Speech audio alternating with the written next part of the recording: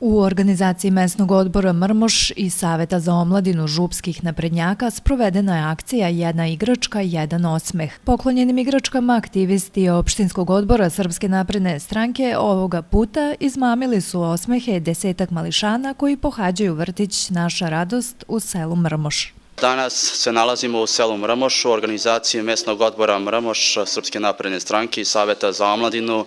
Nastavljamo akciju koja se zove Jedna igračka, jedan osmeh.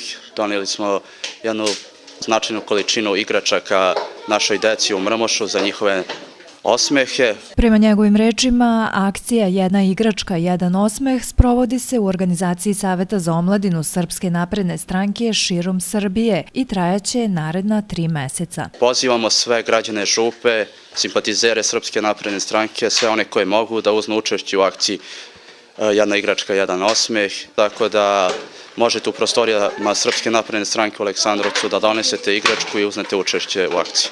Jer jedan osmeh puno vredi, a jedna igračka jako malo.